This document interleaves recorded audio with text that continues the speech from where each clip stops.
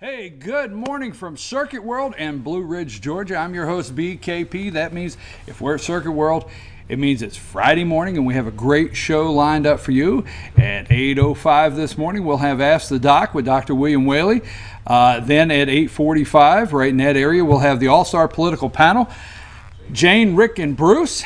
And then North Georgia Senior Living, Jesse is not able to be here today, but we will have, we were told yesterday, they had something happen last week they couldn't get here, but we will have our Pet of the Week from the Humane Society of Blue Ridge, so we have a great show this morning. Now, before we get Dr. Whaley in here, last night in Georgia at the House of Representatives, now let me just say this, okay? Let me just say this, not trying to start anything, but you know, for the last 3 weeks, everybody and their brother has down there, not everybody, but you know, a group, recap here, a group has been wanting the Speaker of the House, David Ralston, removed. All the outrage TV channels wanting him removed. Now, this I know, and I'll just stay with this morning. Thank you, Mr. Speaker, no matter if you like what I just said or not. Thank you, Mr. Speaker, because yes, the Speaker of the House of Georgia has the overall discretion on what bills come to the floor to be voted on. Okay, like it or not. Guess what? The Speaker of the House of Georgia brought House Bill 481 to the floor last night. House Bill 481 passed 93 to 73. And what is House Bill 481? Yesterday was crossover. The heartbeat bill. One of the toughest anti-abortion bills in the United States, the heartbeat bill. Okay, so thank you, Mr. Speaker. Thank you for each and every one. This is my personal opinion. Okay, you have yours. This is my personal opinion. Thank you to each and every lawmaker that voted yes last night, and it's gone to the Senate. It should be a slam dunk in the Senate. We should see in 12 days. In 12 days, that's all that's left in the session. We should see the heartbeat bill for the state of Georgia on Governor Brian Kemp's desk, and that's what he ran on. Now, one thing, I forget the bill number. I'll get it in the All-Star Political Panel, but the trigger did not pass. Now, what does that mean? All right, it didn't pass. The trigger is the governor of Georgia, Brian Kemp, wanted a trigger bill and with the heartbeat bill to sign. Meaning if the Supreme Court of the United States overturns Roe v. Wade, okay, that a trigger would go in place and make abortion illegal in Georgia. So that he didn't get the trigger. That was in place. It did not go. But the heartbeat bill. Now, in the All-Star panel, we're going to talk about why are you hearing all of a sudden all of these states passing the heartbeat bill? Why did Governor Brian Kemp want a trigger to outlaw abortion if the Supreme Court overturns Roe v. Wade? And why are states like New York and other states going the opposite direction in abortion law? Why so much abortion law in the states right now? We're going to talk about that on the All-Star Political Panel. I'm your host, BKP. Okay, we got a lot more going on. Paul Manafort, President of the United States, all of that's going to take place, but not until we have Ask the Doc with Dr. William Whaley, and we thank Georgia Cancer Specialist affiliated with Northside Hospital. We'll have him right here, and I'll tell you what, he's ready today. I mean, I feel like I'm the patient. I do every Friday somehow. Take us a break.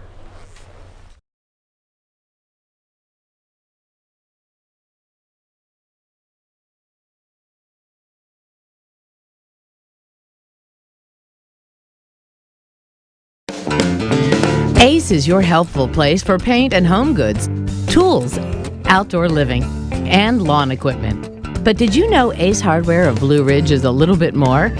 We have hunting rifles and accessories for your next hunting trip. We have Amish furniture imported directly from Ohio. And we have Ace Custom Woodworks for all your custom wood project needs, from cabinets to artwork. Ace Hardware of Blue Ridge. We have your new house in stock. Hi, I'm Ron Rhonda the Mattress Lady, and this is my husband Gary, owners of Mattress Overstocked in LJ next to Walmart. And we want to earn your business. From the time you walk in our door to the time we deliver your new mattress to your door, you will see the difference. Our selection and prices are the best in North Georgia, and customer service is our top priority. So y'all come on in and let us help you find the right mattress at the right price. That's Mattress Overstocked in LJ next to Walmart. North Georgia Diamond is your source for diamonds. Come on in to view the area's largest selection of fine jewelry at North Georgia Diamond. All repairs and designs are done on site by our jewelers. And North Georgia Diamond has the lowest prices on loose diamonds. You can also sell your gold, silver, and coins at North Georgia Diamond between Walmart and Lowe's in East LJ. Locally owned by Bill and Allison Craig, North Georgia Diamond is your source for diamonds in North Georgia. In 1981, Reed Nicholson began selling tires out of an old barn in Mineral Bluff. Little did he know that he had just laid the groundwork for the most trusted names in automotive services in the Blue Ridge area. In 1997, Nicholson Tire Center became what it is today, holding the same values of faith, family, and great customer service. 2 locations to serve you, and the Blue Ridge location is currently expanding to offer fast service and the largest U-Haul provider in Georgia. Nicholson Tire Center, Blue Ridge, and Mineral Bluff. Circuit World, with multiple locations to serve you in Murphy and Franklin, North Carolina, Blairsville, Blue Ridge, and LJ, Georgia. Locally owned and operated since 1985. Appliances, electronics, and furniture. Name brand products like LG, Samsung, Dell, Whirlpool, Ashley, Catnapper, and more. No credit check, only 10% down on furniture, and only $10 down on any new lease purchase. Mention FYN10 for your special deal today at Circuit World.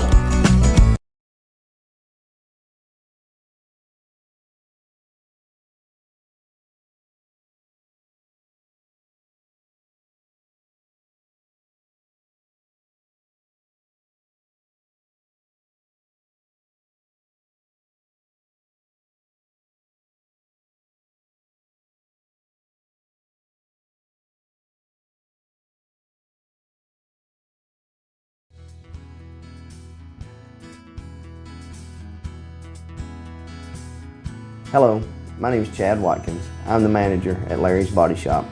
We are a family-owned and operated business and have been serving the North Georgia area since 1978. We are located at 1216 Progress Road in LJ, Georgia. Our shop specializes in collision repair and we work with all major insurance companies. Larry's Body Shop is ICAR Gold, the highest role of training recognized by the collision repair industry. It is estimated that only 10% of collision shops meet these standards. Our shop consists of state-of-the-art equipment such as laser measurement system, down-drive spray booth, spot and MIG welding equipment. All of our paints are mixed on-site so that we can guarantee your paint to match every time. I know that having an accident can be a stressful event. We take pride in making sure our customers are satisfied with the repair of their vehicles. Our waiting area is clean and comfortable with free Wi-Fi and refreshing beverages. So if you're in an accident, stop by and see us at Larry's Body Shop. Better days ahead. We're all about truck discounts at Days Chevrolet in Jasper. Now save up to $14,000 off new Silverados or up to $8,000 off new Chevy Colorados. The new truck inventory is huge, but the discounts are even bigger with thousands in savings guaranteed. So when you think trucks, think Days Chevrolet in Jasper, the North Georgia Mountain's #1 volume Chevy dealer, where new Chevy trucks cost less. Better days ahead, Days Chevrolet. Find new roads. Do you feel like healthcare has become too impersonal? 8 times an hour, I'll get you in, I'll get you out. At Lifetime Medical Center, you're more than a number. We get to know you, not just your medical issues. Dr. Alana Kent is board certified in family practice and offers same-day appointments. She and her staff treat conditions from minor to chronic issues. Lifetime Medical Center, convenient to Jasper and Blue Ridge. This may sting a little,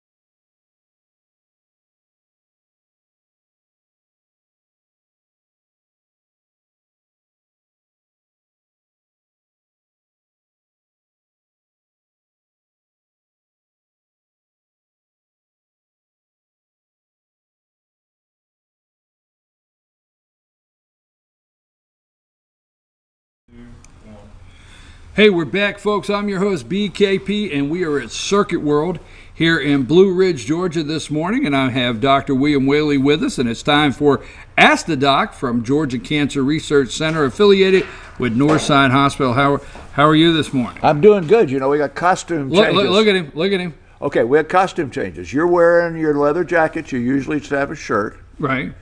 Why am I wearing this? I don't know. I feel like maybe some kind of exams. No. You got to go to work. I'm going to work. You always go to work. I'm going to work, yeah. No, actually, I took it home last night. If I don't put it on when I leave it at the house. I have to call my wife to bring it to me. So that's saying that my memory might not be as good as it should be.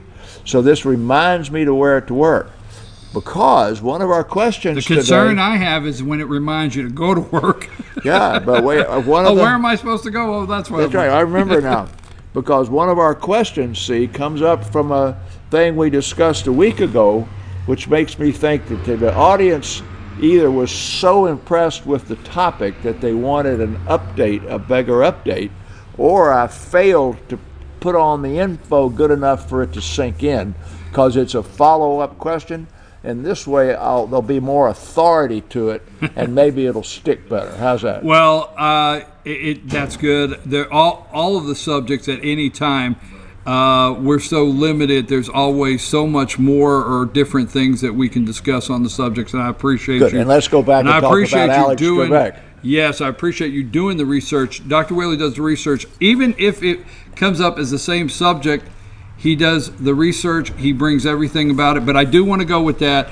The game show where most of Americans, now some are better than others, but the game show where most of Americans, famous line is when watching. Let me ask this. You're always asking me a test. Yeah, I can't. Here's yours.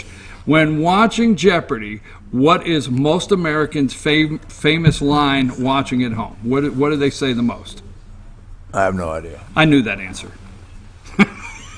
after it's revealed, I knew that answer. I thought it was I have no idea. I have no idea. Well, there's both. I get two things on that show. I got no idea what the answer is, or yeah, I knew that answer. Well, they had a guy on last night on Tucker Carlson doing the news quiz. Okay. Opposite Gutfeld.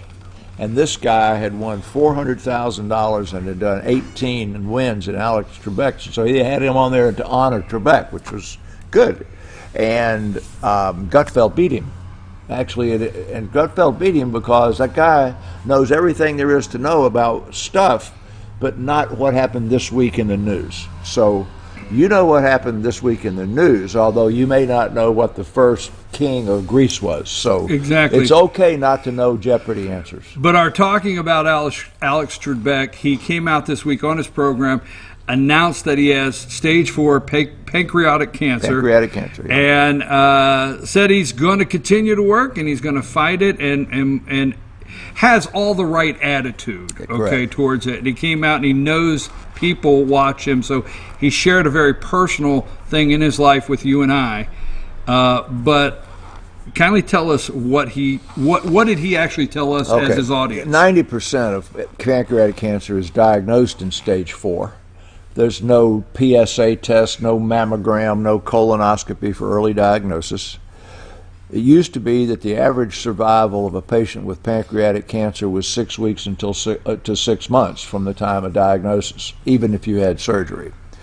Now we have much more effective chemotherapy, and there's a very strong possibility that given aggressive chemotherapy, he'll probably have to wear a wig, or he'll just show up there without hair, that he can go into a remission, but survival beyond 2 years is real small. So you'll have the opportunity to watch him like you watched Steve Jobs and the movie actor that had pancreatic cancer. I forgot what his name was. Used to play in westerns. Rally for a short while meaning 3 months, 9 months, 12 months, and then he'll probably have to quit. Now, if he stays around for several years, it's a miracle of modern therapy. So, just 2 weeks ago on the show, we covered entirely pancreatic cancer, right, and you actually showed graphs and pictures on the screen, and you said at that time that to catch it in early stages, we just don't really do that. Right. It's As I said, we 4. do, but it's highly likely. Yeah. How you usually do is a guy has a kidney stone, and while they're doing the ultrasound for the kidney stone, they find something in the pancreas, or so they weren't looking at the pancreas. Or they have a gallstone and they find it in the pancreas. So they're looking for something else and the pancreas shows up. Because if you wait until the pancreas shuts off your bile duct and you have painless jaundice, or until it causes pain, it has advanced beyond that thing small enough to go in there and get with a surgical procedure. We want to thank you in our first question, because we are telling our people out there that for the doctor to give you the best answer or most accurate answer, your sex and your age is very important in the question. So our first question here, I recently had a routine follow-up with my dermatologist from a benign small growth I had removed last year, and they found a dark odd-shaped mole which they removed and sent to pathology. I am a 59-year-old woman, and I have never had any skin issues which appeared to be possible cancer. So what are the odds of developing a melanoma, and is this the most common kind of cancer diagnosed from mole? Well, we just showed the odd shapes, the shapes, and everything. We just showed that. Yeah, that was a week ago. Right. About a couple, maybe a week ago. But we just showed that. But let's address this question here. I think it's a good question, and I really don't feel that I did cover it well. But there's several things here. First, at a benign small growth a year ago, and is back in the dermatologist's office. So that tells you, one, they got good advice, is that you had a skin lesion, you should have periodic skin inspection, even though the prior one was benign. So the patient has a little bit of misunderstanding that it never had any indication of possible cancer, because that one that was previously removed that wasn't malignant yet is in the family of things that can become malignant. And that's why that dermatologist put them on regular follow-up. 2, this age group, 57. So this 57? No, that's the other. Yeah, 59. So this patient's 59 years old. She was a teenager and adolescent before sunscreens were in suntan lotion.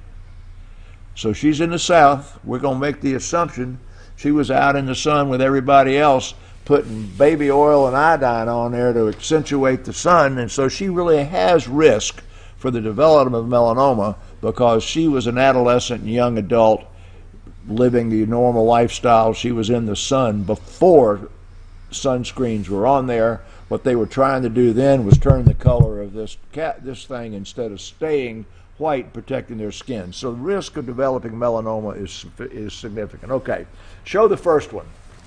I'm doing this as a joke here because we talked about moles last week. So our first, like that. Moving right along. Moving right along. Okay, so here is the second one. Here there's a few things that we didn't bring up before.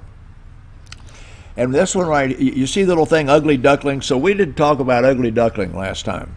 This is a patient that's got, and they're talking about self-check here. So this is a patient that's got a lot of moles, and these moles all look the same, and that mole looks different than the other ones. So they used to say, if you walk like a duck and talk like a duck and found in the company of ducks, you're probably a duck.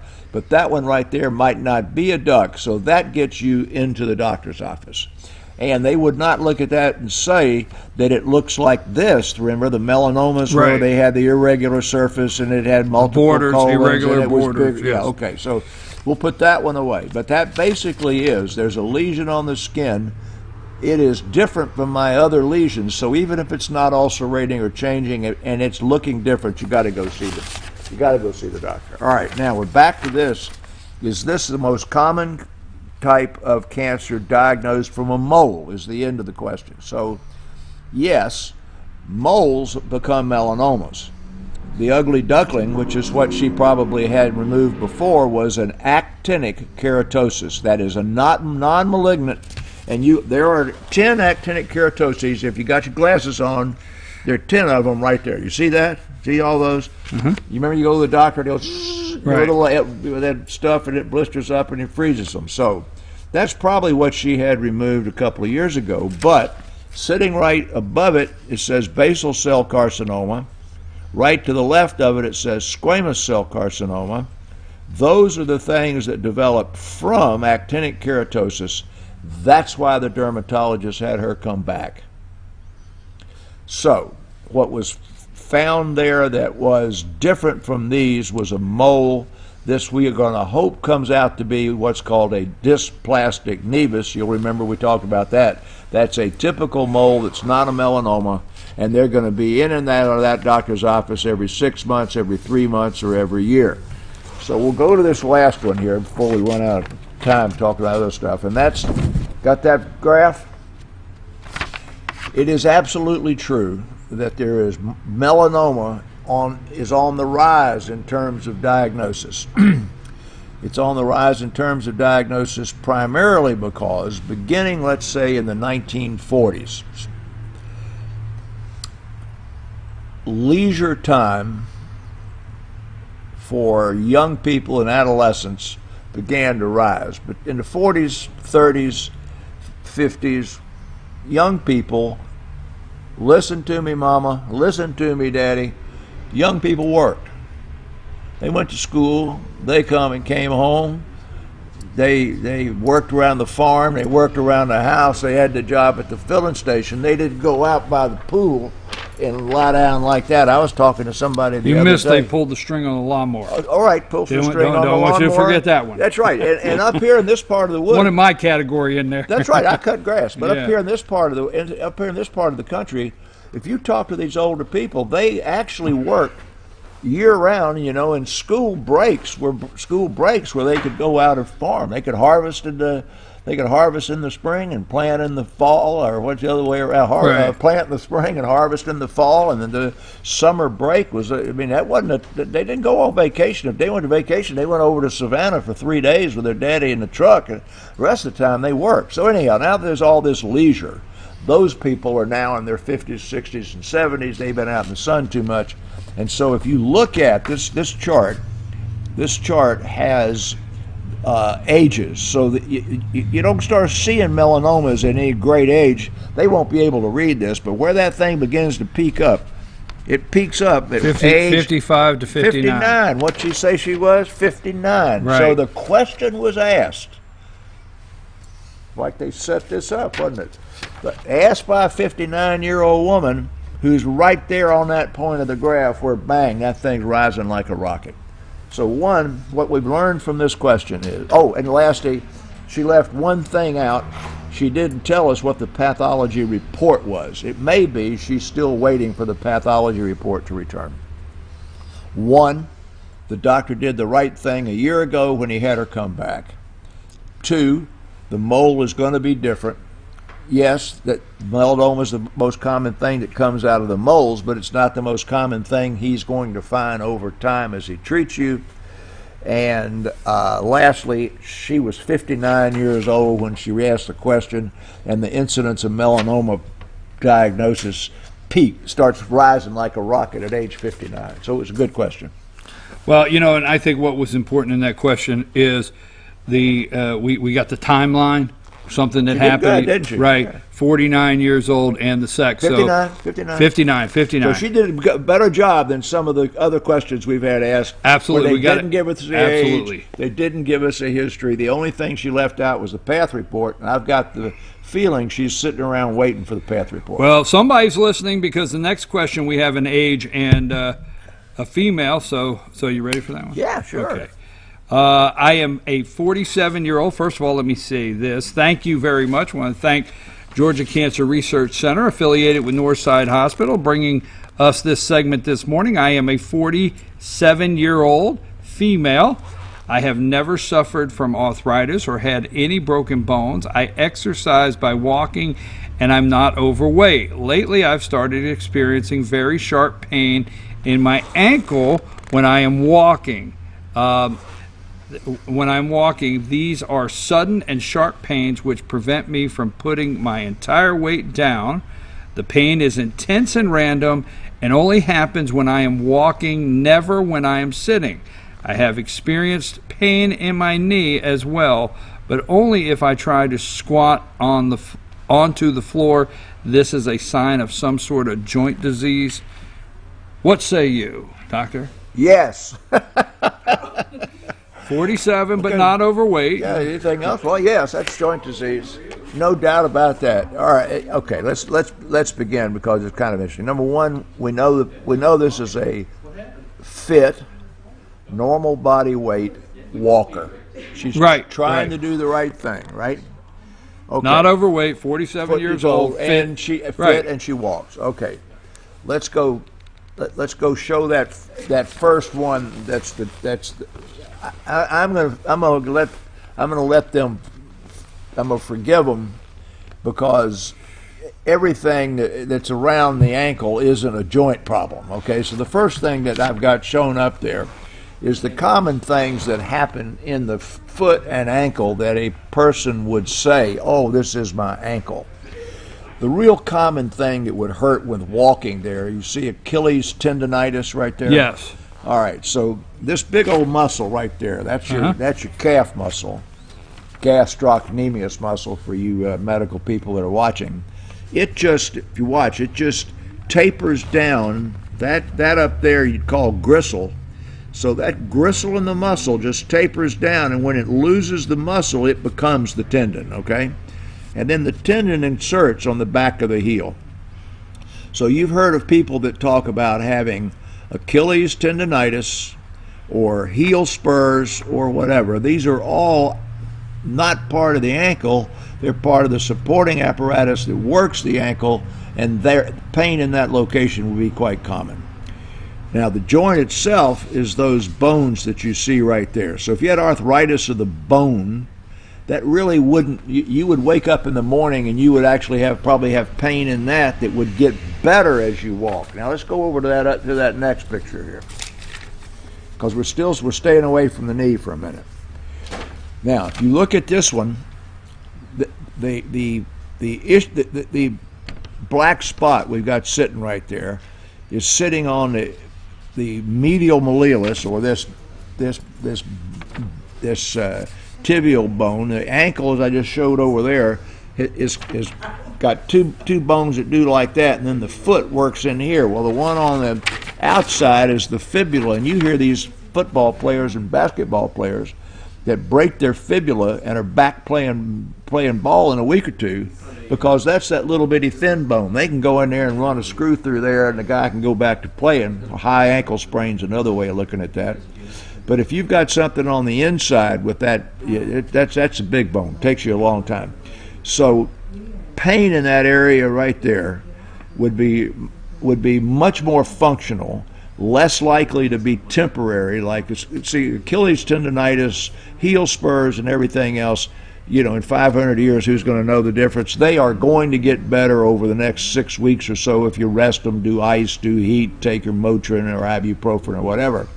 But this can be an arthritis. Now, the fact that this patient's beginning to complain of pain when they squat tells you that they probably are also developing, just like here, arthritis within the knee. They are exactly the right age group. Arthritis is a wear and tear disease. This patient is at ideal body weight. These symptoms could occur in the 20s and in the 30s in most of our people today, and I won't mention any names or anything, but we have people here in the technical crew who are probably 50 pounds overweight, and then not you, I said the technical crew that are 50 pounds overweight. So if you imagine that you wake up in the morning and you put a 50-pound sack of sand on your back. But wait a minute, stop. Yeah. But you can say technical crew, but I'm the one on the camera. Yeah. We're talking about the technical And we know crew. the camera at 75 pounds. Go right ahead. Okay, yeah, camera does own 75. All right. So, I'm sorry. Okay, but it does. I only weigh 140 in real life. Go right ahead. So anyway, what I'm saying is that this question is well written, because this age at 47, I'm going to go back to this because this is a concept that I have that it's very, very unique, I think, from a lot of experience. So you take a normal person who, when they graduated from college or they're about that age group, then over the next 10 or 15 years, they gain 30 pounds or gain 40 pounds, which is very common. There are people in the audience out here that way. What you can imagine is that they're waking up in the morning, they got a backpack like all these kids do, and in it are 30 or 40 or 50 pounds of sand. They strap it on their back. And from the time they get up in the morning or they go to bed at night, they're carrying that 50, 60, 70 pounds of sand on their back. Now, you would not be shocked to discover that it wears out their knees, it wears out their ankles, it can wear out their hips, it can wear out their back because they're carrying that load. Right. All right, now, I call this type of arthritis age and activity-related arthropathy. So this means that it is related to the number of years you've got, and here you're a young guy, but as we get older, these knuckles here begin, that's just age-related. I ran 40 miles a week for 40 years, ran 19 marathons, and one wouldn't be expected. Next Friday, we can go today, this time in the morning, I will be coming out of the operating room with a new hip. I wore it out. I mean, I'm 79 years old, so that's age and activity-related arthropathy. At this age, 47, physically fit, being an exerciser, she is beginning to develop some arthritis or tendonitis of her knees and her ankles. It's not a bad thing, but then she needs to do some stuff. So there's physical therapy for strengthening your knees. She needs to go see her family doc up here at the top of the hill. You've got a lot of them, but there's one of them up there, Dylan Miller, for example. I think he has a particular interest. He's a young man and fit. I think he has an interest in people who've got arthritis. But anyway, there's lots of good family docs around here. They'd be able to tell you whether this is all soft tissue, tendons, and is going to go away with ice and heat and Motrin and so forth, or whether or not it's an arthritis that needs to be looked at by an orthopedist. There. That works. Good. That works. And all right. So, first of all, thank you, Georgia Cancer Research Center, affiliated with Northside Hospital. Dr. Whaley, at this time, we always like to, what is new in medical research and what is going on out there you want to share with the audience? I want all the break attention news. of all the people that work in here and the technical crew and... You got my undivided attention. All right. Other than I will say there is a lady right there that I'm trying to keep my eyes off I of. want you to read... I want you to read a headline. Read the headline. Largest study ever finds no link between measles vaccine and autism. And here's the thing that's interesting. You go right ahead, but I got that one yesterday. Day before? Was it yesterday or day? It was day before yesterday. Yes. This is the largest study in the world. Yes. 600. I want you to listen to this over there. 650,000. Now, you know the Scandinavians have great records. 650,000 Danish children, vaccinated and unvaccinated, the rate of autism. So this is not my daughter got a measles shot and had autism 4 days later. That's called anecdotal. This is a huge study.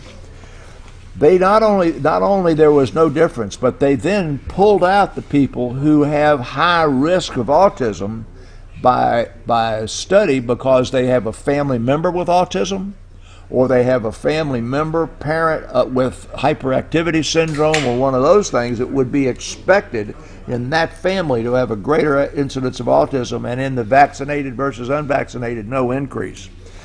So, I'm going to read, first of all, I'm going to read just a couple of things, because first, the discredited link between vaccines and autism goes back 2 decades to a medical study published in the Lancet about a handful of children, 6, that had been diagnosed with autism within 4 weeks of receiving the vaccination. Okay, that's what all of the vaxxers say. The kid got a shot, he had autism within a few days or a few weeks. The guy who wrote that article ultimately retracted the article. Now, this is enough, but I'm going to read this paragraph. That would please the audience listen to, audience, listen to this. All right. You know the one, the troublemaker. The one that's not listening. All right. That no increased autism risk was found even in high-risk subgroups, is not surprising. However, the anti-vaccine movement is not influenced by facts, by science, or by logic. So I fear that another study demonstrating the safety of vaccinations will not sway those whose allegiance is not to reality, but to irrational, arbitrary beliefs. Now, the people that should have listened to that were talking. Okay. Did you, at the same time, see the young man, or get an opportunity to hear about the young man that testified before Congress this week that his parents did not vaccinate him while he was under 18, and as soon as he became 18, he went and got all of his vaccinations? He actually testified before Congress this week on a panel that's looking at vaccinations. So I just throw that in there. I mean, that's the poor kid doesn't have a say in it. We don't have the time. We got to get the all-star political panel on there because they're getting all chatty over there anyway. So we're going to have to get them in here. But I want to say this. That vaccinations I don't disagree with. I just do think there's some things medically that we do that need a couple generations of studies. Oh, I don't doubt that a bit. You understand? No. Before we see real outcomes. I don't think if you start a study at birth and you try something new, your study's complete. You may be on the right track until maybe that person has kids, and then that person has kids. You know, that's just my opinion. You're right. Okay, I'm going to tell you. Now, I'm not anti-vaccine. No. When I have my vaccines, I'm not going there. My parents decided we should have our vaccinations, and also including flu shots. And let's not, Dr. Whitley. Yeah, including flu shots. We'll throw that in. Oh, okay. Anyhow. But what I am saying is, I do think good studies like that are important, and I thank you for that. I mean, good studies. Right, I'm going to give you a real quick story. When I went to medical school, I went there on a fellowship sponsored, a totally paid for medical fellowship where I did research for 5 years in the Department of Obstetrics. We were monitoring fetuses in utero for transplacental transfer of the stress hormone, adrenaline and noradrenaline or epinephrine, by monitoring those kids when the mothers were placed under psychological stress. And I infused epinephrine into the mother during labor and delivery and measured it in the urine of the kids at birth, first person in the world ever to do it. And that study was supposed to follow those kids through the end of college to say that the stress of the mother either did or did not imprint them for various things. Study was 5 years along when the idea of informed consent came along. You may not remember it, but in Jewish Hospital of New York, they were doing research where they injected cancer cells into patients without the patient's knowledge. And they had that syphilis study over in Alabama in the World War II area where the patients did not give informed consent. So the FDA said these babies cannot give consent to be followed to their adults, and their parents cannot consent for them. So the study ended early. So one of the problems with a study like this is they've got these kids, when they've done this immediate study, which is fine, but to be able to follow those kids for the rest of their life, some governmental agency will tell them they can't do it because the kids can't give consent to be followed to the end of their life, and the parents either. And so some do-gooder is going to come in there and tell them you got to quit testing. Got to stop the study. Got to stop the study. And we really need the generational. And you really do need the generational right. stuff. So that was my point. You're right, but somebody will step in there. You can't force the next generation to continue to study.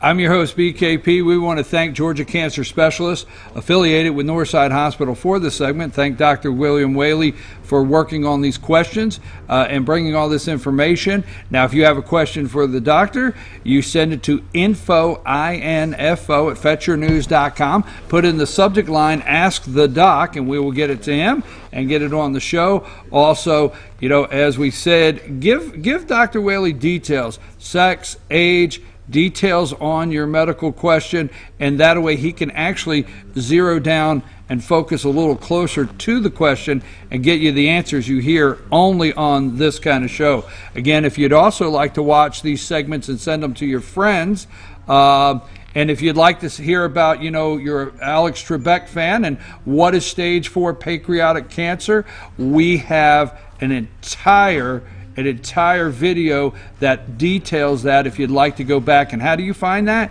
You go to FYN TV, Fetch Your News YouTube channel, hit the playlist, Ask the Doc, and it's labeled there. You'll find it, pancreatic cancer. Again, Dr. Whaley, thank you very much. You look as though you need to go to work. Yeah, Ray Tidman next week, guys. I'll be getting my hip fixed. Well, you always say it's time we send it to Ray Tidman, so every once in a while Dr. Tidman comes in and we ask him those questions. It's always got a joke. Always got a joke. Thank you very much. On the other side of this, the All-Star Political Panel, they're awful chatty this morning, so we'll see if they want to get chatty right after the commercials.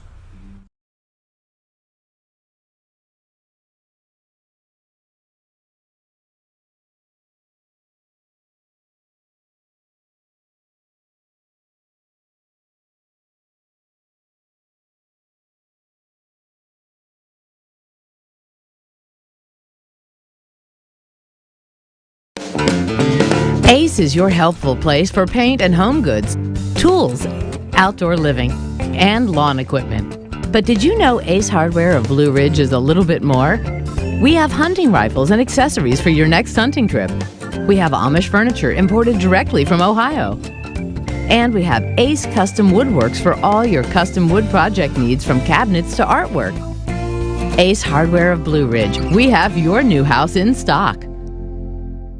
Hi, I'm Rhonda the Mattress Lady, and this is my husband Gary, owners of Mattress Overstocked in LJ next to Walmart. And we want to earn your business. From the time you walk in our door to the time we deliver your new mattress to your door, you will see the difference. Our selection and prices are the best in North Georgia, and customer service is our top priority. So y'all come on in and let us help you find the right mattress at the right price. That's Mattress Overstocked in LJ next to Walmart. North Georgia Diamond is your source for diamonds. Come on in to view the area's largest selection of fine jewelry at North Georgia Diamond. All repairs and designs are done on site by our jewelers. And North Georgia Diamond has the lowest prices on loose diamonds. You can also sell your gold, silver, and coins at North Georgia Diamond between Walmart and Lowe's in East LJ. Locally owned by Bill and Allison Craig, North Georgia Diamond is your source for diamonds in North Georgia. In 1981, Reed Nicholson began selling tires out of an old barn in Mineral Bluff. Little did he know that he had just laid the groundwork for the most trusted names in automotive services in the Blue Ridge area. In 1997, Nicholson Tire Center became what it is today, holding the same values of faith, family, and great customer service. 2 locations to serve you, and the Blue Ridge location is currently expanding to offer fast service and the largest U-Haul provider in Georgia. Nicholson Tire Center, Blue Ridge, and Mineral Bluff. Circuit World, with multiple locations to serve you in Murphy and Franklin, North Carolina, Blairsville, Blue Ridge, and LJ, Georgia. Locally owned and operated since 1985. Appliances, electronics, and furniture. Name brand products like LG, Samsung, Dell, Whirlpool, Ashley, Catnapper, and more. No credit check, only 10% down on furniture, and only $10 down on any new lease purchase. Mention FYN10 for your special deal today at Circuit World.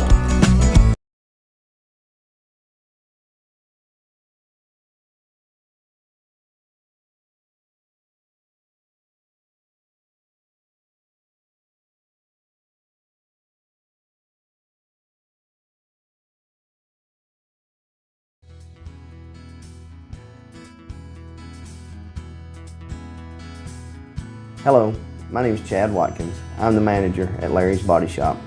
We are a family-owned and operated business and have been serving the North Georgia area since 1978. We are located at 1216 Progress Road in LJ, Georgia. Our shop specializes in collision repair, and we work with all major insurance companies. Larry's Body Shop is ICAR Gold, the highest role of training recognized by the collision repair industry. It is estimated that only 10% of collision shops meet these standards. Our shop consists of state-of-the-art equipment such as laser measurement system, down drive spray booth, spot and MIG welding equipment. All of our paints are mixed on site so that we can guarantee your paint to match every time. I know that having an accident can be a stressful event. We take pride in making sure our customers are satisfied with the repair of their vehicles. Our waiting area is clean and comfortable with free Wi-Fi and refreshing beverages. So if you're in an accident, stop by and see us at Larry's Body Shop. Better days ahead.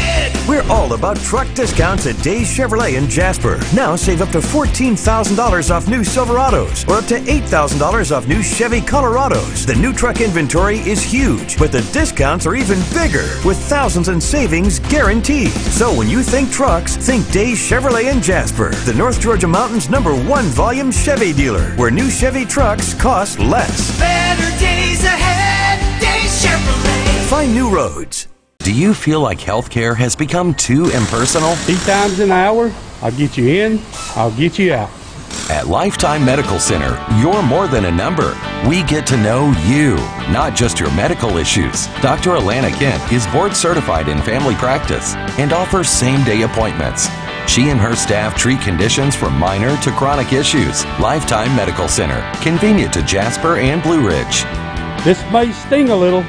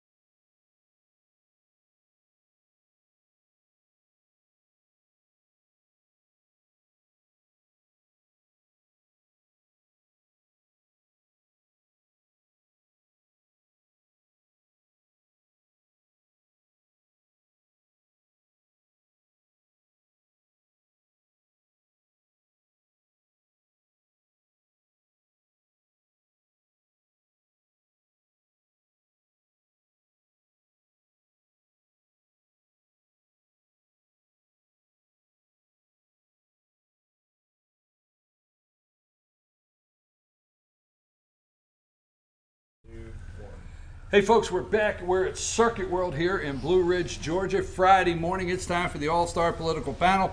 I have Jane, Rick, and Bruce. And Bruce is wondering, what are we going to talk about this morning? I ask that every week. You said, what are we going to talk about? What are we going to talk about? It's up to you. You're the great leader. We're going to talk about the thing. The first thing or the second thing, right? Second thing. Second thing. All right, we're going for the second thing. It's your thing. Okay, let's start here, but we got to jump on jobs report. 20,000. Expected 185. 200,000. What? It was 200,000. Well, you said 20,000. Did I say that? Yeah. Wait a minute. Okay. We'll look at that in just a second. I've got down here because it just released. Right. Jobs big, miss big. Job creation grinds to near halt. Whoa. That's what it says. Job. I mean. Who's that? CNN? No. So it wasn't 200. It was 20. Job creation grinds to a near halt in February. Wages still on the rise. Wages are on the rise. Unemployment. This is CNBC, and It sounds like an anomaly. This is CNBC. Wages are still on the rise. Unemployment actually dropped to 3.8 from 4% to 3.8. Unemployment and drop. it says How can jobs drop? Isn't that the same thing? non-farm payroll increased by just 20,000. That's what it says. 20,000 in the whole country? It was the worst month for job creation since September of 2017, offset somewhat by solid increase in wage.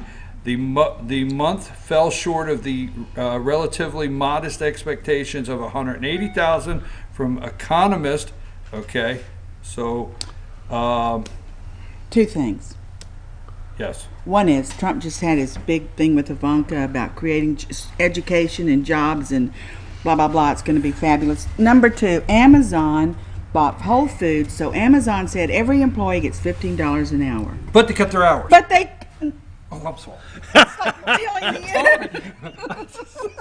I was so with you on that. You had me on the... I mean, we were going. I mean, I was with you. But they cut their hours. Yes. And they...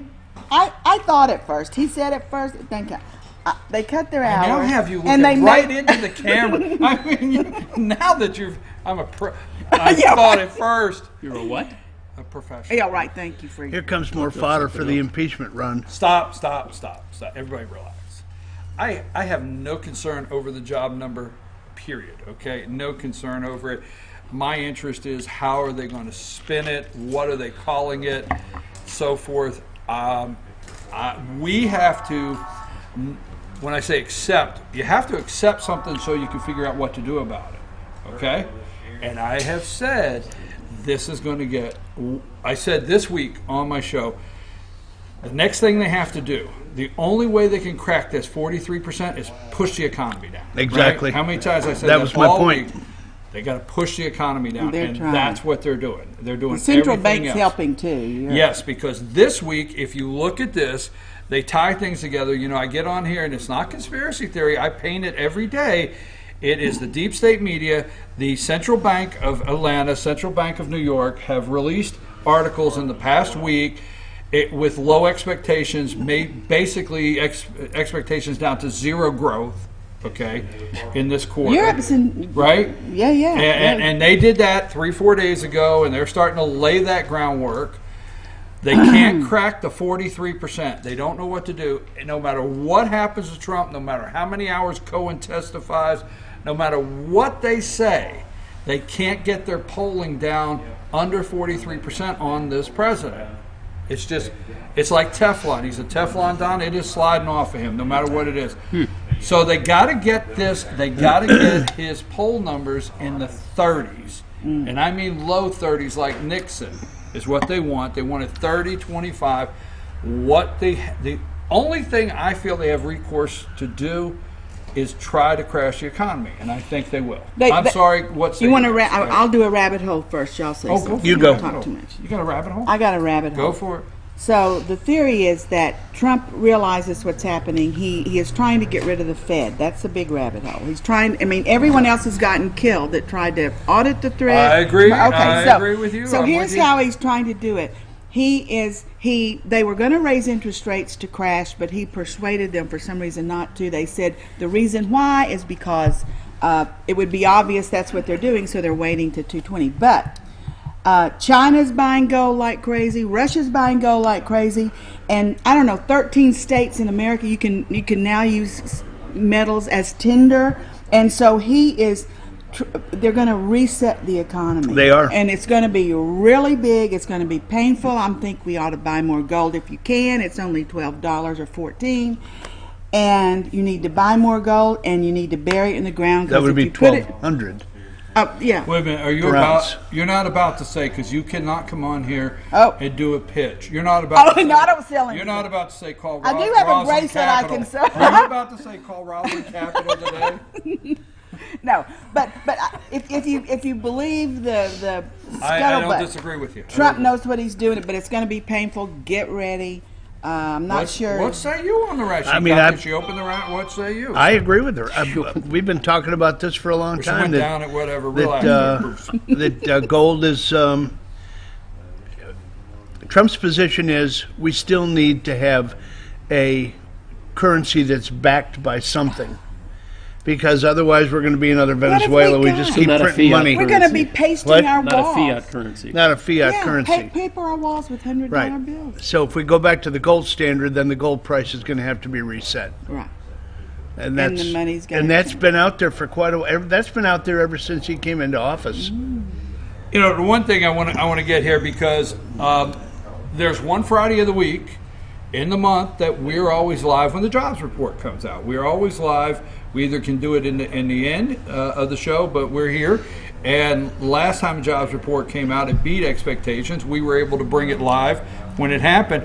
But one of the things here that's in this other article that I pulled up on the jobs report, although there was a meager 20,000 jobs in February, well below the 180,000 that analysts expected. Stock market will love this today, but Down 200 already. let's keep this in mind. But the number of employed Americans, because unemployment went from 4% to 3.8, even though the job number, but the number of employed Americans in this jobs report is 156,949,000, has never been higher. This is the 18th record breaking of the Trump era. Is that the labor force participation rate? Absolutely. Highest ever. Where do So- you hear So that? do you think the 20 is anomaly? They're I going mean, to come out. something They're going to come out doesn't in a week equal. or two and Well, say, the anomaly is called February. It's a short month. There were a lot of weather Good point. issues.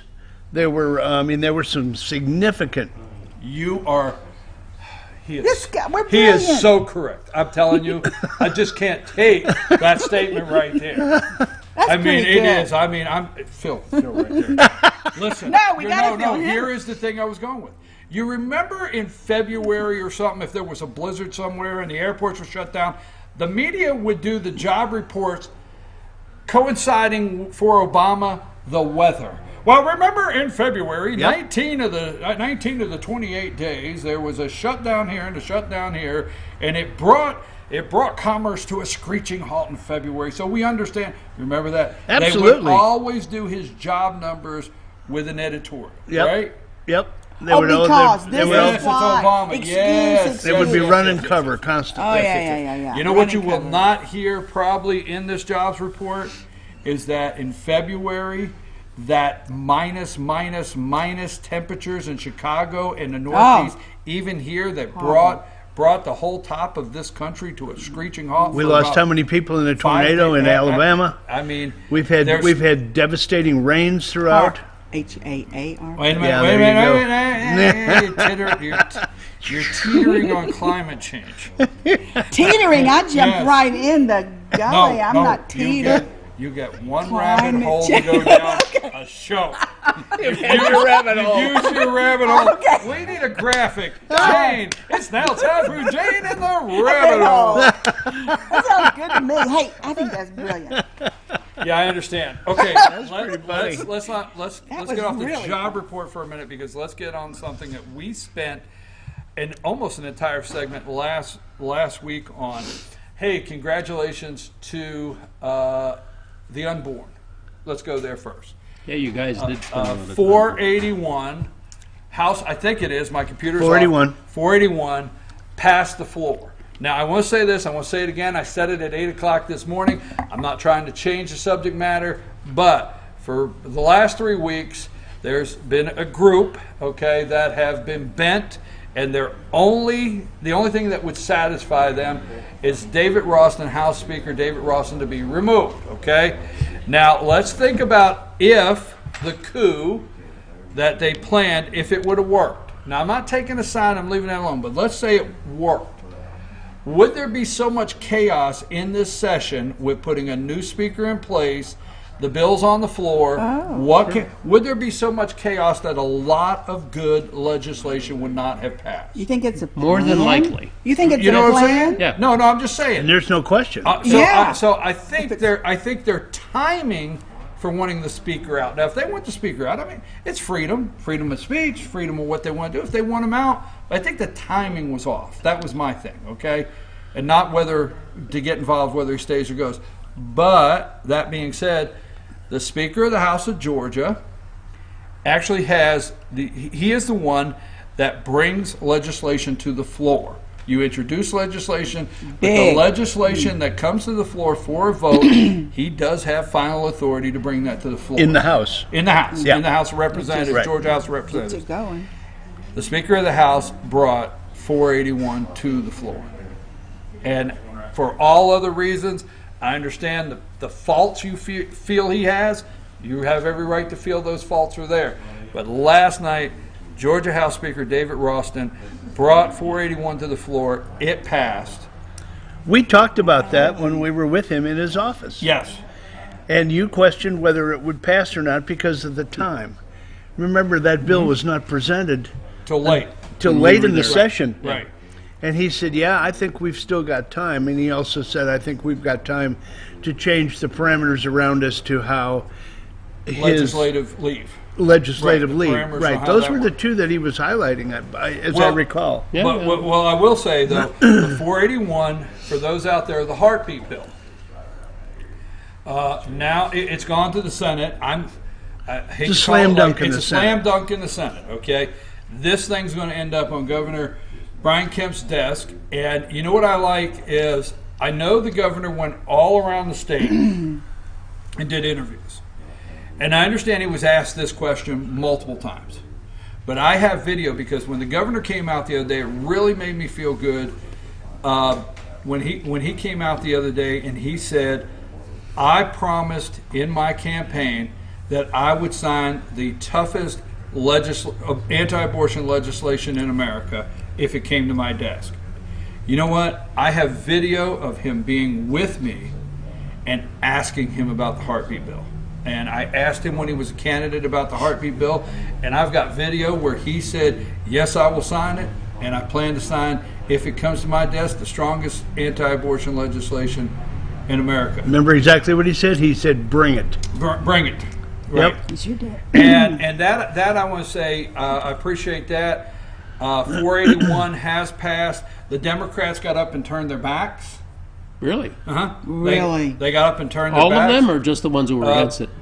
Almost all. Some got up and walked out of the chamber last night. There was one, and I'm trying to remember her name. Stennett, a female Democrat, had the floor. Her time was up. They cut the mic off. She would not relinquish the floor. What They are had those to women? physically gather around her and tell her she needs to go. How humiliating. Well, And this was Representative- about this was all about the 481. heartbeat bill. Representative Ed Setzler, okay, he's out of Ackworth. He is the one that introduced the bill, and I want to thank him for that here. And all the co-signers, a lot of co-signers. But when he got up to introduce the bill, because he's the author of the bill, he has to introduce it on the floor. And what he does is he gives a brief statement, and then they start as you say, will you yield for a question? And, and then that starts happening. In the We watched debate. it. Yeah. So he got up to present the bill, and Democrats walked out, and the ones that stayed stood up, which are not supposed to. You're only supposed to stand up and address when you want to ask questions.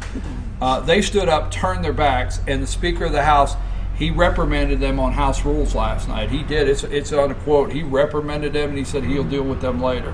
But What do you do to him, though? What do you? I don't know what they do later, but he did read the House rules. Like the day we were there, when they started getting out of line, there was a lot. He said to the clerk, please read the House rules that there's supposed to be decorum on the floor. Blah blah. Remember that? Mm-hmm. He actually got up and read the House rules last night. They were out of order, and he read the House rules. What he can do is he can do exactly what they should be doing to that Somali from Minnesota, and they can take them off of committees.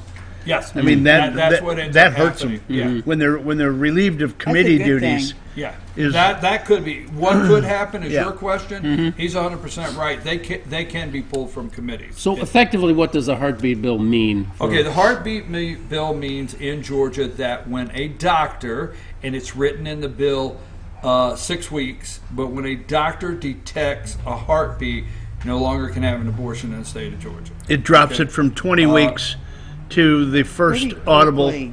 Right, That's and pretty there's quick. there's one, and I don't want to mess it up for the viewers. There's one, and I don't want to say two, but there's a provision or two in there for the mother, okay?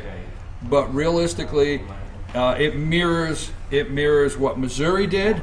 Now, the interesting thing in Missouri, and the bill in Missouri that I loved 3 days ago, is the bill in Missouri actually referenced God as the creator of life in the bill. Right? Am I right? Yeah. Yeah. The Missouri bill, when you look it up, go look up the Missouri heartbeat bill, and the interesting thing there is in that bill that they passed, the language says God as the creator of life is in there. And that's, I really love Missouri.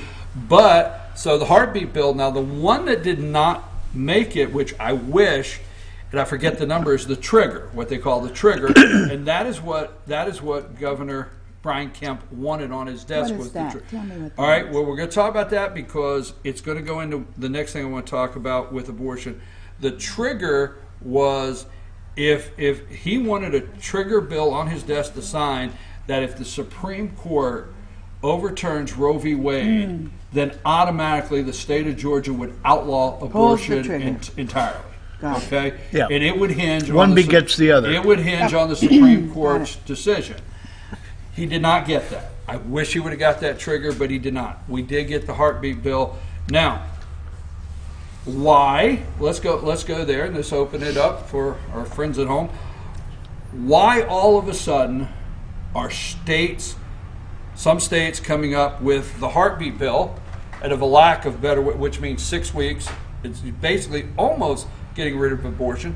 And why are some states murder them at any time? I'm sorry, I don't know how to put it. The That's bill, it. Just say murder it them like at that. any time. Because Roe v. Wade won't get overturned. It'll be watered down. It'll be thrown back to the states. Thrown back to the states. So the states will then be able So to the states do... are scrambling now for power. Yeah. Well, not power, but for their own agenda. Yeah, for what the position they want. And, you know, the Democratic states obviously are going almost beyond emphasizing. I think, all right, when we talk, so Bruce, you're 100% right.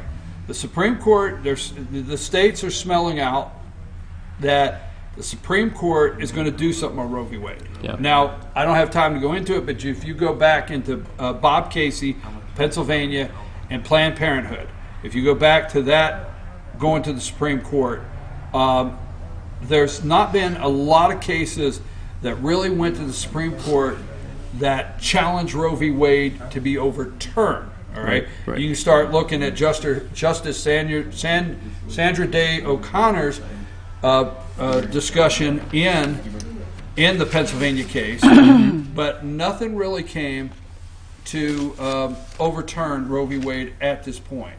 Now, the late great, I don't know how to say this, the late great Justice Alito, before he decided to sleep on the wrong side of a pillow. Right. Okay. And put his The only own way I know hands how to over say it. Okay. Yeah. But the late great Justice Antonin Scalia said that Roe v. Wade was a house, and we'd have to take it apart, a door jamb at a piece. That's where he saw it going. We'd have to pry door jambs off and dismantle it that way. Just like Obamacare. I have an observation. Go for it. Now we go for About you guys, this. yeah, About yeah, this. go. So, true that the states want what they want, and the libs are there, and we're here. However, I listened to a man the other night that said, "Look, Trump's doing all this stuff well, but if we don't stand up and help him, he can't do it by himself." Thank He you. said, "When things happen, Antifa shows up, all these people show up." He says, "We have to show up." And so I think people are getting braver. I mean, it used to be if you said you were for pro-life, you would get bombarded. I mean, so I think people are getting braver. I think people are standing up. I think people are voting for it. I think there's that awakening thing going on. So I think that's where some of the states are getting it voted in, because people are speaking out and voting for it. And we got to show up. I've said this on the show multiple times. I'm very clear. I support the president, and I say this. I'll tell people on the show, I will not carry a politician's water. Will not. But I am in full defense and working as hard as I can to help the President of the United States. That's the one and only. Because here's what I'm clear. You know, I'm clear of who Donald Trump is. He's a man. Okay. Yeah. I'm not out there because I'm not out there, and I don't say this jokingly. I'm very serious. I only accept one virgin birth. Period. He's not God. Period. Okay? So we can't accept this guy as God. Okay? We got to accept him as a man, and what he's trying to do, we have to help him. We cannot sit back and say, well, Trump do this, is Trump good? Well, I'm mad at Trump today. What are we doing We gotta in the show battle? up. Do you understand what I'm saying? Be You with obvious. me? Yeah. Yeah. We have to. We have to. Yeah, you know, we can talk about HR 481 all day long, but you know, there were some other significant, go ahead. significant Crossover. We're talking about crossover last night. bills that passed in the. You know, we had we had the election, the voter machine, Right. which we watched that day. The one thing that they predicted would not pass, that passed in the Senate yesterday, was the putting together the greater airport, greater majority airport authority. Yes. They're taking the airport away from the corrupt politicians in the city of Atlanta, and the just the absolute embarrassment that the airport authority under their direction has experienced. Not to cut you off, Hartsfield, Jackson, right? International Airport. It is actually run at the current time by the city of Atlanta. Mayor Keisha Lance Bottoms is freaking out. Off the chain. She is ballistic because that's a cash cow for them people for years. Yep. Vendor contracts, it just goes on and on. Oh, yeah. So what Rick is saying, because our state senator, you know, Steve Gooch served on that. Oh, Yes, I do. Yes, our state senator Steve Gooch served on the airport committee that now it passed the Senate. Cleverly, it was brought up in the Senate as opposed to the House. Right. Because I don't think it would have ever passed in the House. I agree. But it's passed in the Senate. Now they can bring it over to the House, and now we'll see what Ralston can do with it. Well, here's the thing is it creates an airport authority that the state runs now, no longer the city, and the cash cow and corruption hopefully will be over, because I know what I'm saying is, wait a minute, you're shifting it from one government entity to another, and so we're hoping, right? But that's the whole idea, but that was a big one. The other thing that, as I recall, I'm trying to remember, that we got a hate bill crime that passed in the House. Yes. With a significant amount of teeth in it to make it, you know, compatible with a lot of the other states that have a hate crime bill. Is this like the national thing they're going through, though? Yeah. It's every kind of hate you can imagine? Well, no, I think it's bigotry, Islamophobia, It went back to LGBTQ. slaves, and yeah. Like that. Well, one other thing for rural areas that you've been hearing about broadband and internet, and you want internet, the bill passed last night out of the House for EMCs. Is that what it is, EMCs?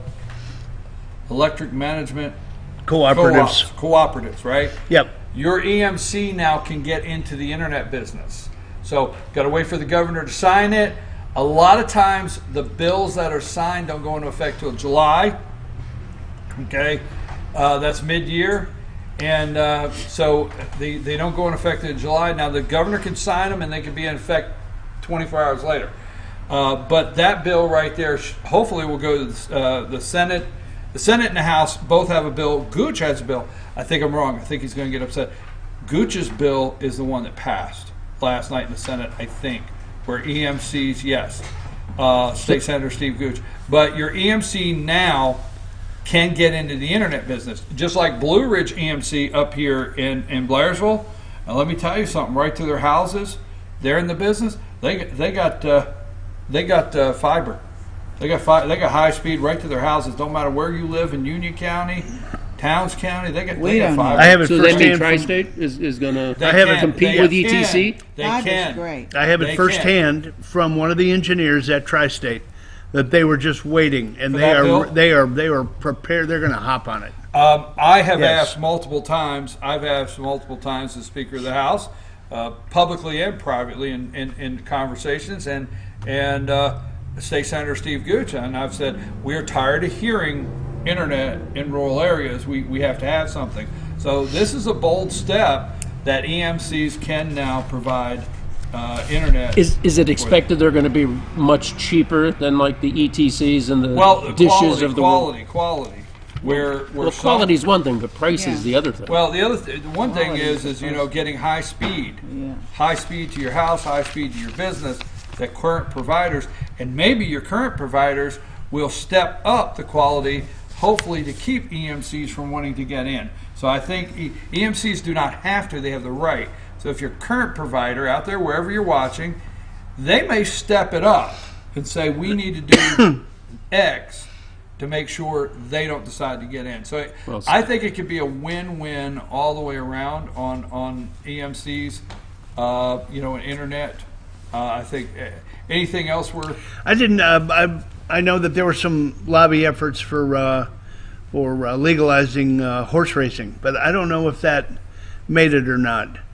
And just because it didn't make it on crossover day doesn't mean necessarily that it's dead. No, you got to cross over. Dead for this session. There are, from what I read, and I might be dead wrong, there are a few provisions whereby it can be alive still, but I'll have to research that. Anyway, back to the airport thing for just a second. Yeah. Back to the airport, Phil. Okay, it was passed in the Senate. Is it going to have difficulty in the House? I don't think so. No, I do. You do? Yeah, I think it'll be a challenge in the House. That's I think it'll be a challenge in the House. Not Party line vote? Well, not party line vote. Not because of Speaker Ralston. I think there's going to be a closer look at the relationship with the mayor of Atlanta and the state. Okay. Mm-hmm. So I don't think it's a slam dunk. So I'm not going to say. So when you say, do you think it'll have difficulty in the House? I don't think it's a slam dunk. Okay. That's all I'm saying. You got it, because time will tell. Mayor of Atlanta, Bottoms. Well, Keisha you know. Lance Bottoms, she's furious and she's going through the roof. Why is she furious? Well, right. So that was a rhetorical question. What's the timeline on them getting stuff out into his desk? I mean, does that happen within the next week or No, two? 12 days. 12 There's days. left. Yeah. Okay. 12 days. 12 days, of folks. sin. Sine die. So, Well, and then when he's Mueller got gets his then he's report. got X amount of time to sign it. He's got up to a year, doesn't he? Whoa. No. For the governor? No. It's 90 days. I'm pretty sure it's 90. No, Oh, 90 days. Okay. 90. Okay. The governor can veto it, and it could go back. Any bill, governor can veto a bill. It could go back, and then you have to have the 2/3 majority or whatever. You got to have the majority for a veto override. Okay. So that's A. Yeah. B, he can just sign it. C, he can leave it lay on the desk and not touch it. And if it goes over the time of date, it automatically becomes law. Oh, okay. Ah. Yeah, he could just not. I forgot about that one. Yeah, you're right. He could just not touch it. Leave it there. You're not right. Touch it, not veto So if it, it's not politically sign sensitive, he can just let it ride through it. He and cannot, automatically. he cannot touch it. That's the chicken's way out of. All right, so let's Yeah, move. stand for Let's, something or don't stand for let's anything. move over to playing the Muslim card. Let's go from there to there. No, I'm just serious. I'm very serious. I'm very serious because, we went in this country to where our generation and mine. I'm sorry, I didn't mean it like that. Did you hear that? I did. I caught it. That's hate speech. That is hate speech. That was a hate Thank crime. God we've got a That hate was crime right now. on camera. That's hate crime. Oh God. Okay. We're all triggered now. That's exactly what's the trick. Backing up, but okay, we went through a time of the race card. Our race card was from Malcolm X to, and then we jumped right into there was 15 years or whatever that it was Jesse Jackson, the Rainbow Coalition. If white people's this is not a joke, it's true. If white people were perceived to be seated first at Denny's in South Carolina, next thing you know, well, it's true, right? Denny's got It's no true. lie. Next thing you know, Jesse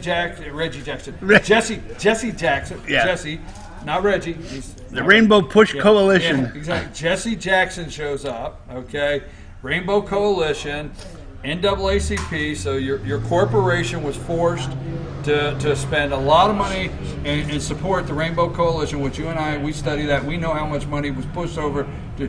But that was the race card. So for years they played the race card. Not that they don't do it anymore. They now play the Muslim card. Bottom line.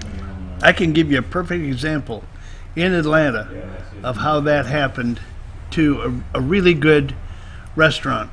And you probably know the chain. I know you do. Remember the chain Po Folks? Sure. It was I know a who owned that. great cafeteria. Never heard of it. The Rainbow Push got involved. They got Really? involved because of the name. Bill Anderson owned that. the So they company. changed it to Folks. You're right. Folks, right. Po Folks. Po Folks is Really? the Po I is didn't know. the Po Po went is gone. the Po went gone. The Po done gone. Yeah, It's Folks Restaurant, right. Po Folks, and then it went Po gotta go. south.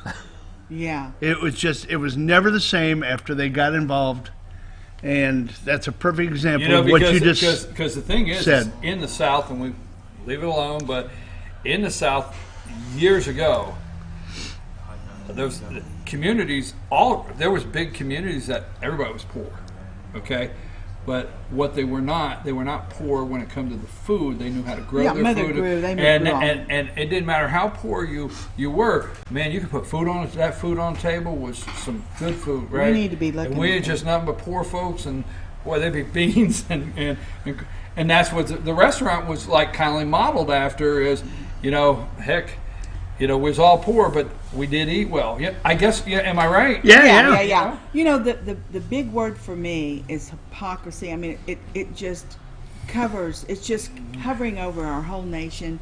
So remember the restaurant that would not seat or serve a man with the Trump hat on. Right. So then you have Which one? No, I'm yeah. joking, but Well, No, there I were mean, several. and they had videos, right? And they just kick them out and say, So where Sarah Sanders getting run out of the restaurant in Virginia. Sanders and Cruz run out. That's just hypocrisy. And then when she says blatantly, and they say, "Oh, she didn't know what she was saying." I mean, did you hear Nancy? She didn't understand the impact. Then what the heck is she doing if she's not that smart in the blinking house? What if she doesn't by know the what way, racist is? If it's out, just keep rolling. It's what's out. Stop. Oh. Just keep rolling. If No, you if get you- it out there, don't just keep Yeah, if rolling. you say hell, it's okay. Oh, Okay. Keep rolling. Your mother's watching. She won't like me. What's her name? Omar? Is Yep, it yep, Omar. Ilhan Omar. I think it's the 5th district of Minnesota. All right. And we changed, I am so frustrated. We changed our house rules to allow religious head covering for this woman. I mean, I just get like this Yeah. every time I think Yeah. about it. And then she says all these anti-Semitic things. Now there's two. There's the lady from Michigan, right? And there's her from Minnesota. There's two Muslims serving in Congress right now, right? Women. Women, There's a couple openly men. Muslim.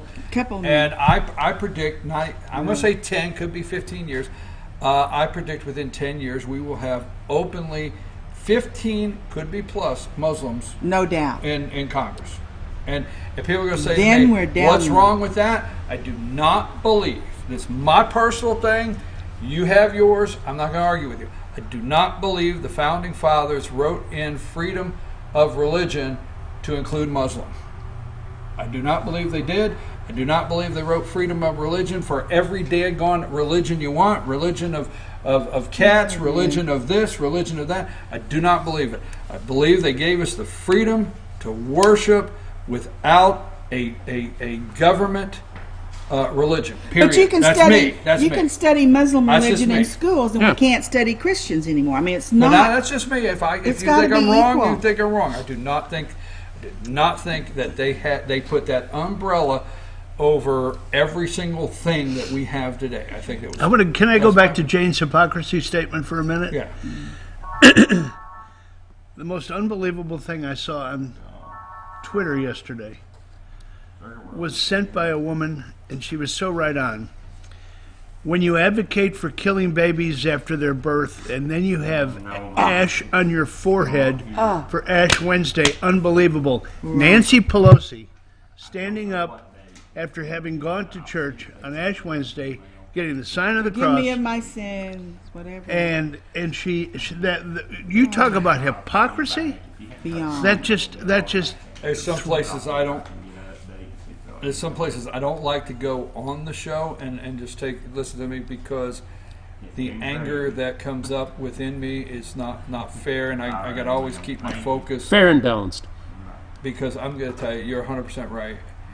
Ash Wednesday, I look at those pieces of garbage, and I grew up in a very big Catholic area, so I knew what Ash Wednesday was. I'm the only, there's like 2 Baptists and 30 people in school in a class, and I'm one of them. So my first time I ever come in, I'm like, what the heck is this? It's Ash Wednesday. I can't even go there when you said hypocrisy. Yeah, your face is getting red. When they're going to kill. They're going to kill. Anyhow, the 10-year-old boy that shows up at school. He went to church. Made him wash it off. 8 o'clock mass, and she comes up and makes him wash it off. And says you can't wear that in school. There you go. But they can wear. Okay, let's get back to her. I got one. Okay. No. What I want to get to is the anti-Semitic statements that this lady's made. First of all, the very first one, she's never apologized. No. Never. No. And she's been very clear on who she is. Okay? And the Democrats got in a mess this week, and I really don't think they get in a mess. I think what they do, they really want to do. So, but anyhow, they're going to do a resolution condemning condemning her and anti-Semitic speech. By the time they got done, she got out of the condemnation. She edited it.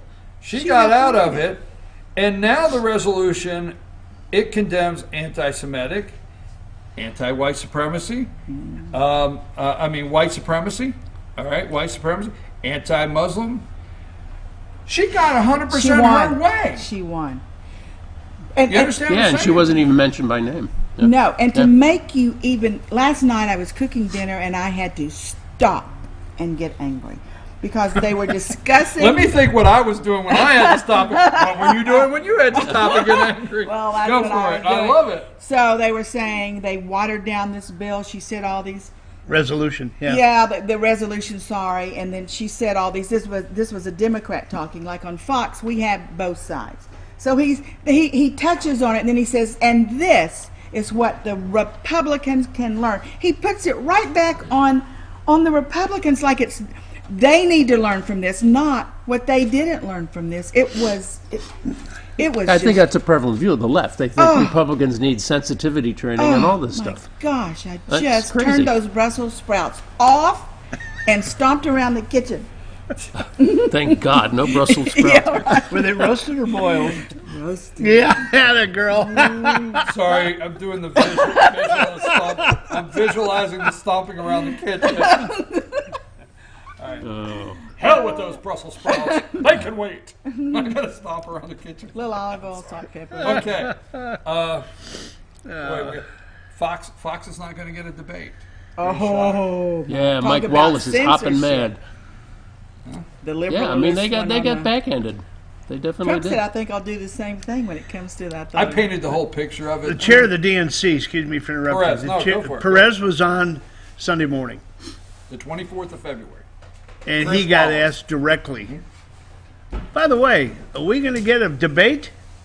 Well, we haven't decided yet. We're going to have to wait and see. He waffled like there was no tomorrow. And then they come out and say, like laughingly, "Oh, by the way, you got no debate." And they pinned it all on an article in the New Yorker. They didn't quite. All right, you're right, but they didn't quite do it that day. They laid it out methodically because Perez come out, and there are Democrats that watch Fox News. There's Democrat, and statistically, I understand Fox's biggest viewership is the independent block. They have a strong. That's a good block, thing. Okay, but here's what happened. Is he goes on, Rick, you're 100% right, he goes on, Perez, the chair of the DNC, he goes on, Chris Wallace does an 8-minute video, and we played it on the show this week, the very last thing Chris Wallace does is he looks at Perez and says, you guys already have all your debates set up, you're going to have several, are we going to get one? Is Fox News, are we going to get one of the debates? He says, Chris, we've already decided our first 2, we've not totally decided all the debates, we will see, and then Chris said, hey, are we going to get one? Well, we're going to do whatever it takes to make sure that every candidate feels they have a chance, blah, blah, blah. Yeah. But he doesn't say anything. So what happens is Perez comes out of there and says, oh, blank. You fill in the blank. Oh, blank. Darn. I got to get out of this. And I can't just say no to Fox, because if we look like the DNC just snubbed Fox, then the voters that may vote Democrat that watch Fox will say, really? That's your attitude? Just snub them? So we got to come up with a reason why. Okay? So 2 or 3 days down the line, they figure out, here's what we'll do. We'll say that we got evidence of Trump getting questions from Roger Ailes that's dead. We can't ask at Fox News. We'll set this article up. The New Yorker will carry the water. They will say, we have evidence now that Fox News fed Trump questions. The famous Megyn Kelly question on treating women, okay? And we'll say there's such a tie there that it's not fair. We don't feel Fox will be fair. That was negative. But do you understand where I'm going? That was just one thing, though. They talked about. Then we got I Brazil understand, giving but questions. you see, what they did is they laid that out. Yeah. Then they come out and said, the DNC has decided that Fox News will not be hosting a debate. Because they won't Because, get a fair share. right. So then And they Brazil laid it gives out. Hillary all these answers. They forget Twice. to say that 2 Right, times. but it is because you hit the hypocrisy. magic word. Hypocrisy. But you hit the magic word. The deep state media figured out how to help the DNC get out of it and not just basically say, hey, voters out there, we didn't just snub Fox. We feel we have a good reason. Do you understand where I went with Now that? they look so All right. idiotic when you say yes, but you leaked the question. Okay. They did all their stuff with Fox News. Like, they tied executives to jobs in the government. They tied, the kids to, relations they had with Fox people. All that. Okay, And but Hannity. don't you find? I'm with you. I read that. The New Yorker. I just don't know if they know all that. Look who Yeah, I'm with you. But what I'm saying is just say it like this: the New Yorker said, like the media pool that showed up in the van at the border. Okay, they were put in a van. They went and they were all kinds of clearances. And when they got there, they were stopped by Secret Service before they could get out and start going towards the area where the president. And they said, well, we looked over, and Sean Hannity was over there like he was a member of the staff. Okay, he wasn't on the press pool, not media press pool van. He was different. He was there, whatever. But don't you find it interesting? The question is asked, and the timing for the article to drop. Oh. That's what I'm saying. Just if you'll the playbook. follow, But we know this. because guess what We know you it. just said. They know we know You it. said all these things, but the New Yorker knew that 6 months ago. Yep. New Yorker knew that 3 months ago. You follow what I'm saying? Mm-hmm. They know But it works. Why does it work? Because it works. we said, I said this years ago, that the Democrats will coalesce around an issue and they will stick together No so much matter better what. than the Republicans. Right. And they have the media as their sort of backroom guys. And you know why that is? Rhinos. Half of us are over there. Part of it, but most of the people in the media are way left. They have a ideological view of the future of this country. Journalism has come down to 2 phrases: what if and it could be. No, I'm serious. They open up with, it could be fact, or it could be found out, or it could be evidence, or what If it is true. What if it is true? If it is true, and it could be. Then it becomes true. And you're watching the mornings, and I know it's frustrating, and they'll say, it could be that the president, what do you mean it could be? It could be that Cohen, what do you mean it could be? Yeah. Where's the facts? Or if it is true. Because look at this, okay, they did a poll this week that I thought, I never realized how low they can go, and can they stop. They're not, you used to say, or me, that they're so low they're beneath this, they're beneath this carpet, right? No, they're drilling. They're so low that they've got a drilling team. This week they put out a poll right on MSNBC and talked about it. Do you think Donald Trump committed a crime before he became president of the United States? 65% of Americans feel no. It's a small sample. You get 1,200. Okay. Do you feel he's committed a crime since being president? 45%. Like they know. Yeah, anyway. but this is a hypothetical. The feel thing. Do you think President Trump's committed a crime? Is there any really? proof? So the list goes on. All right, so topic, because we don't have North Georgia Senior Living will not be with us this morning. Jesse Barton has something to do, so we will have the pet of the week. So we want to stop right now with this little extra time we have. Your topic, what you were watching this week, Bruce, a subject in a matter of a minute or two here that you want to focus on. I'm just interested and intrigued by the North Korea summit fallout. You know, all the talking heads going, oh, you know, he went over there, you know, and they did a half-assed job of like setting it up, and you know, they should have had all this stuff, you know, etched in concrete before they had the meeting and all that, and they would have had something. You mean the failed summit? Because that's the headline. The failed summit, yeah. Okay. Yeah. Now, did you notice what he did? Once he got it out there, he just kept going. Didn't even think about it. Just rolled it. Half-assed. I heard that, and I thought of your mother immediately. If you do that, just roll. So the media all week long with the failed summit. Now, here's what I loved. Again, timing. The media somehow has satellite imagery 2 days after he gets back. They didn't have the satellite imagery 2 days before he went. Of rebuilding the Well, you know what I'm the talking weapons. Right. Yeah. But you notice he gets back 2 days later. We have satellite imagery. Okay, who had that? And it could be rebuilding. It could be. So they can tear No, I will something say down. this. I'm not going to make fun of a nuclear facility, but when they say you can actually see them putting a roof on, oh hell, you say. Excuse me. So that is your. Change it into a casino. Big deal. Someone said they. Here's just what I needed something think. to I think Kim Jong Un knew that Michael Cohen was playing the same day. This is the lowest thing it's the lowest thing Exactly. we could do. I think Kim Jong Un knew he had 2.5 hours. He had 2.5 days to ride on the bullet train at 18 mile an hour to get there.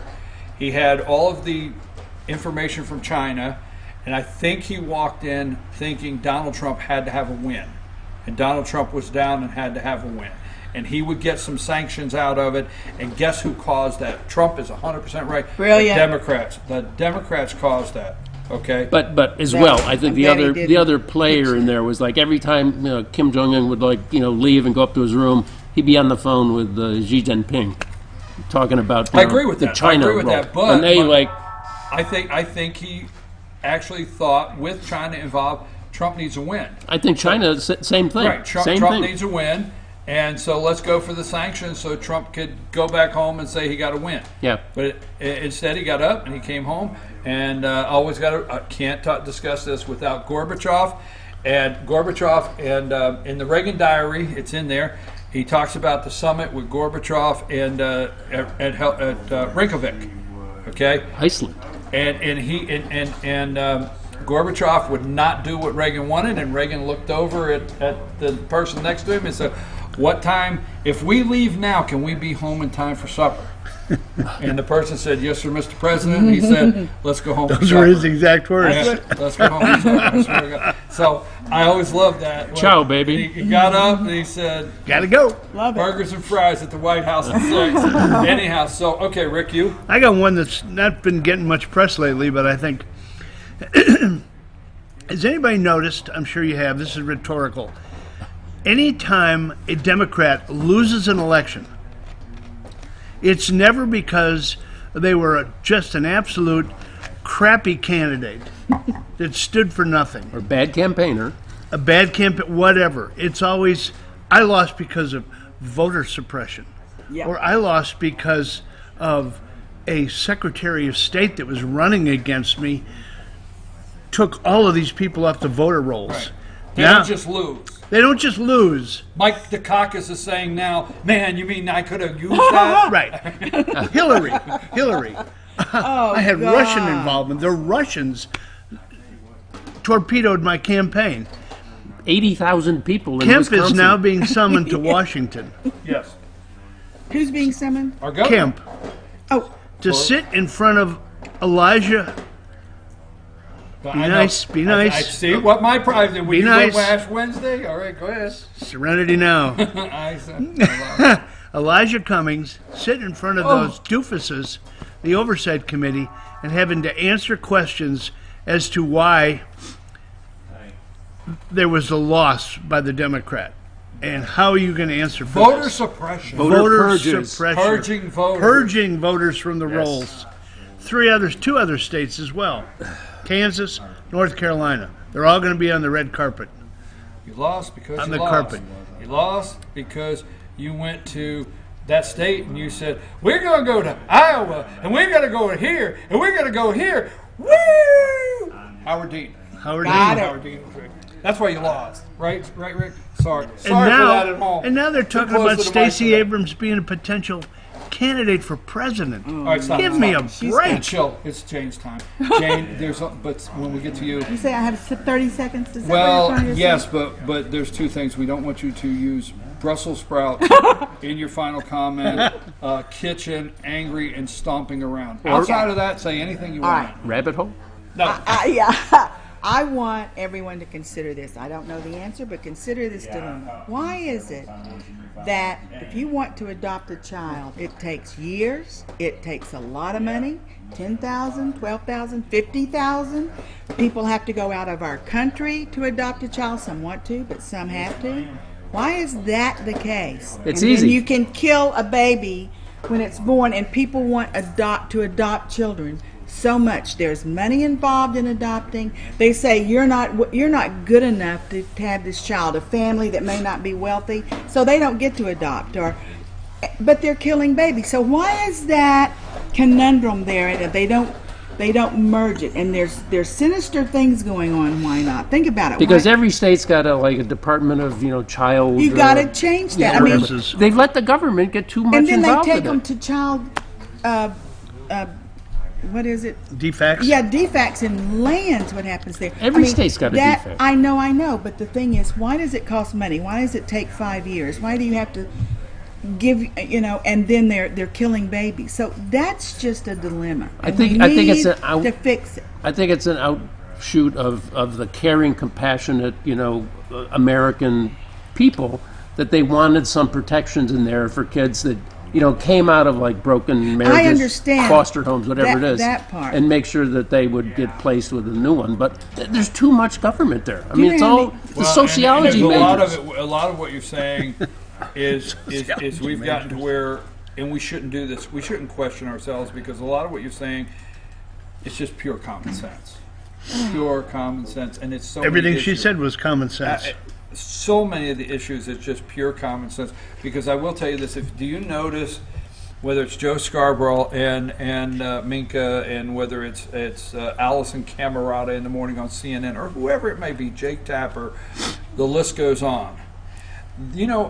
They are so upset. And how many times have you heard them say, Trump will not protect the institutions? You see, it's the institutions. They are working so hard. Trump keeps going against the greater institutions in this country, and this and that, because it's the institutions they're trying to save, the deep state. Yep. Not help the people in Blue Ridge, Georgia. The institutions, the FBI, the institutions, CIA, the institution, NSA, the IRS, Department of Energy, Department of Education. These institutions, they are just they want to protect them so bad. Because they need protection. I mean, that's how they think. Right. Trump's trying. I'll hear him say, Trump is trying to dismantle the institutions in this country. Okay, thank you. Go ahead. Winners. We got to do winner. Go ahead and winners and losers. I was just going to relay something very quickly. Cindy and I were out of town. We were at a bed and breakfast, and sitting next to us was an older gentleman, and he started talking about being from North Carolina and retired from the EPA. I said, "How long ago did you retire, sir?" He said, "About 20 years ago." And I said, "Oh, so you got out while the getting was good before we became the regulation nation." Well, he started, and let me tell you, he agreed with me. Oh, I was going to say, what side was No, he on? he agreed with me, and he was just hammering the Obama administration. And he said, "I'm a Democrat." He said, "But what they did to the EPA is criminal." And he was a retired employee from there. Hate to break it to you. Our pet of the week just came in. Yeah. So winners and losers. Got it. Okay, me? Yeah. Okay, airball. I don't do hits and misses or winners and Hairball. losers. Airball. Oh, airball. Airball, not hairball. Airball, the representative from South Carolina, James Clyburn, saying Ilhan Omar's experience is so much more personal than any of the children of the survivors of the Holocaust. So she's got bragging rights. And all the people that are children of the survivors of the Holocaust, they don't mean squat. My home run of the week is Brendan Johnson, a 106-pound wrestler at Classical Academy in Colorado, who forfeited twice in the state championship to girls because he says, I'm not going to wrestle a girl. I think it's wrong, and I'm out of here. Cool. Wow. I want to tell you how much I appreciate I wrestled. you looking those up. I would not wrestle And a you, girl. sir? My loser, President Barack Obama. Oh, jeez. Posted on Tuesday, his team never made mistakes of integrity. He's on a speaking tour in Canada, talking about, yeah, you know, my administration, we made a few mistakes, but we did, and he kept skirting the issue. He never mentioned Trump by name, but he was talking about the hardships of being president, and he said, but we never had any scandals. Well, let me tell you, Mr. President. Oh, boy. Let me tell you, Mr. President, what about Tony Rezko? No Jail. time. Blago, jail. Solyndra, bankrupt. IRS, Fast and Furious. Trayvon Martin. Holder, hands up, don't shoot. Benghazi. Clinton emails. Iran cash. Lying about Obamacare. The VA. Spying on the opposition. This guy is delusional. He's a liar of the worst kind, and he is a hypocrite. That's my loser. My winner is Speaker of the House. We started off with him, and I really appreciate the introduction of the heartbeat bill and him shepherding that bill through in such a manner. I hope it passes in the Senate, and I hope the governor signs it. I think they will. And you? Unfortunately, the winner, in my view, is Representative Omar. She flat ass won. Sorry. I agree with you because I it's mean, like the day I said Nancy is Pelosi and I didn't want to. I got This is it. a backhanded winner. Oh, Backhanded gosh. winner. Oh, and the loser is our Constitution and the people that lost their rights to even say one thing because of her. We're the losers, and it's bigger than people think unless we get on it and change it. I'm telling you, we got to do something. We got to show up. We got to go. My winner this week is I'm with you on what you said, Rick, but my winner is Representative Ed Setzler. Yep. From Ackworth in Georgia, the House of Representatives, to introduce 481, the heartbeat bill, and it took courage to bring it to the floor last night in the debate. And it was a disgrace what the Democrats did. So we look for the Senate in Georgia to move it along and the governor to sign it, which he has already said he will. Now, my loser, and I hate to put it this way, is the American people, because here's what I'm going to ask you to do. I'm going to ask you to watch one of these committee hearings during the day, watch it at night or whatever, and then look and say, is this what we have come to? Okay. This past week, 1 million. We are predicting 1 million illegals coming to our border. 1 million. Crossing over. All right? Kirsten Nielsen, our head of Homeland Security Secretary, testified in front of some children that asked really absurd questions, ridiculous questions. And if you were to watch it this week, you would have thought, I wish they cared as much about my kid. Mm-hmm. So let me talk to you about the kids at the border. Mr. Jackson from Mississippi, okay? You know what? You kept saying, we keep kids in cages. No, we don't. You know what? The best thing that happens to that child is crossing that border and getting into that detention center. Amen. Because all the way through, all the way through that they're trying to get here, okay? Mama's either getting raped, big sister's getting raped, dad's getting beat up. It's dangerous.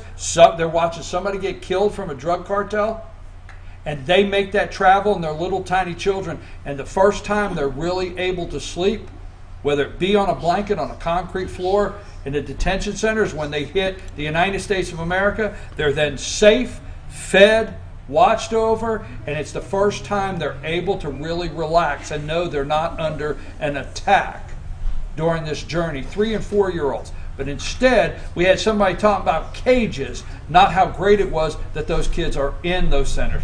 Second, we had this woman say, did you not yell bloody murder that the president was ripping kids away from their children? And then the lady that wants to talk about, she is from Illinois, and I forget her name, she's a new representative, young lady, wants to talk about, did you look at the psychological ramifications, what really happens to these children, that this removing them from their parents, putting them in the detention center, putting them in cages, that it increases their chances of cancer? Oh yeah, diabetes. And I'm like, really? And they're traumatized. They're absolutely traumatized. You know what traumatizes them is the journey. That's what traumatizes these children, not our country. Our country is the opportunity they get. The traumatizing is on the other side of the border. And let me tell you, leave with this. Do you know that every single young girl that comes across that border, 10 years old and over, we have to give a pregnancy test to? Watch one of those, America. Watch one of them and watch these ridiculous people do these hearings. And you're going to think, really, is that where we're at? I'm sorry, it's time for Pet of the Week. We're going to take a brief break, and we got our Pet of the Week from the Humane Society. I told you, everybody's getting angry. I don't mean to get angry. We got two of the cutest puppies you're ever going to see, folks. Yeah. Okay, all right. Take us a break. We'll be right back. Mood will change.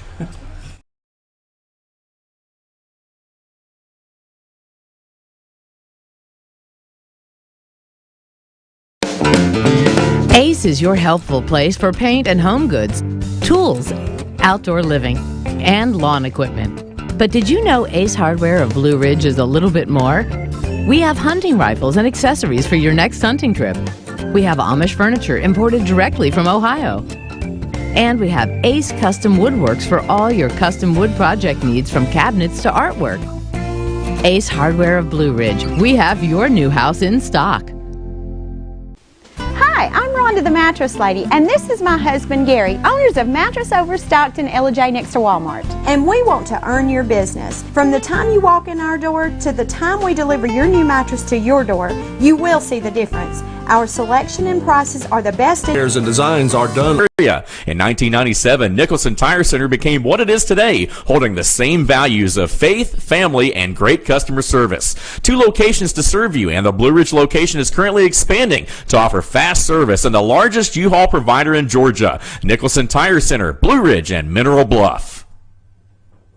Circuit World, with multiple locations to serve you in Murphy and Franklin, North Carolina, Blairsville, Blue Ridge, and Ellijay, Georgia. Locally owned and operated since 1985. Appliances, electronics, and furniture. Name brand products like LG, Samsung, Dell, Whirlpool, Ashley, Catnapper, and more. No credit check, only 10% down on furniture, and only $10 down on any new lease purchase. Mention FYN10 for your special deal today at Circuit World.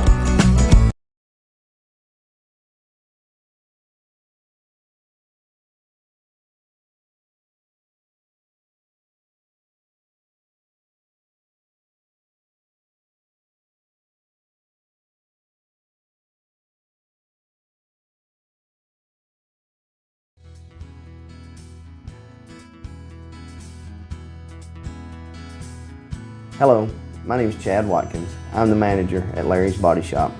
We are a family-owned and operated business and have been serving the North Georgia area since 1978. We are located at 1216 Progress Road in Ellijay, Georgia.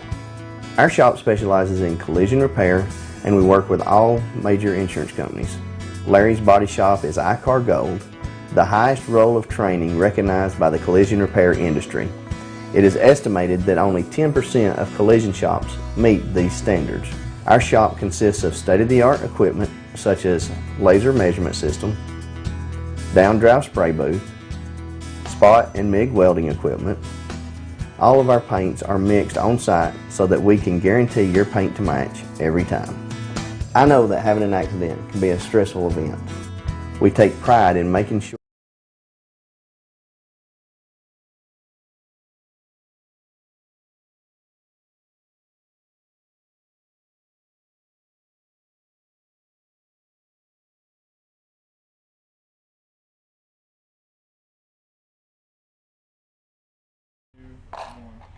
Hey, we're back, folks. It's time for our Pet of the Week, the Humane Society of BlueRidge.org.